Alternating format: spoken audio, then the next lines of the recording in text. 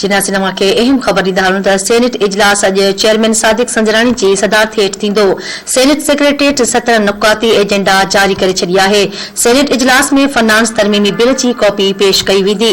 ॿारनि जे हक़नि ऐं औरतुनि खे हिरासा करण बाबति बिल एजेंडा में शामिल आहे। अपोज़िशन तरफ़ां मिनी बजट ख़िलाफ़ एहतिजाज जो इम्कान पिणु आहे। अवां खे अहम ख़बर ॾियूं पिया। सेनेट इजलास अॼु चेयरमैन सादिक संजराणी जी सदारत हेठि थींदो। सेनेट सेक्रेटरिएट 17 नुक़ाती एजेंडा जारी करे छॾी। सेनेट इजलास में फाइनेंस तरमीमी बिल जी कॉपी पेश कई वेंदी, जॾहिं त ॿारनि जे हक़नि ऐं औरतुनि खे हिरासा करण बाबति बिल एजेंडा में शामिल आहे। अपोज़िशन तरफ़ां मिनी बजट ख़िलाफ़ एहतिजाज जो इम्कान पिणु आहे। अवां खे अहम ख़बर ॾियूं पिया। सेनेट इजलास अॼु चेयरमैन सादिक संजराणी जी सदारत हेठि थींदो। सेनेट सेक्रेटरिएट 17 नुक़ाती एजेंडा जारी करे छॾी आहे।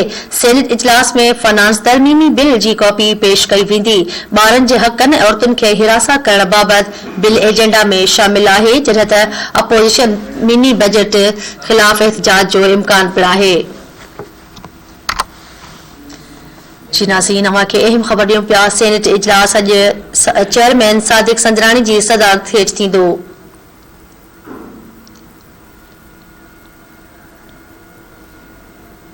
सेनेट सेक्रेटरिएट 17 नुक़ाती एजेंडा जारी करे छॾी आहे। सेनेट इजलास में फाइनेंस तरमीमी बिल जी कॉपी पेश कई वेंदी। ॿारनि जे हक़नि ऐं औरतुनि खे हिरासा करण बाबति बिल एजेंडा में शामिल आहे। अपोज़िशन तरफ़ां मिनी बजट ख़िलाफ़ एहतिजाज जो इम्कान पिणु आहे।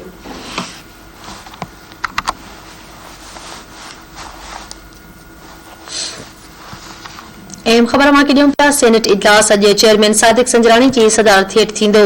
सेनेट सेक्रेटरिएट 17 नुक़ाती एजेंडा जारी करे छॾी आहे। सेनेट इजलास में फाइनेंस तरमीमी बिल जी कॉपी पेश कई वेंदी। ॿारनि जे हक़नि ऐं औरतुनि खे हिरासा करण बाबति बिल एजेंडा में शामिल आहे। अपोज़िशन तरफ़ां मिनी बजट ख़िलाफ़ एहतिजाज जो इम्कान पिणु आहे।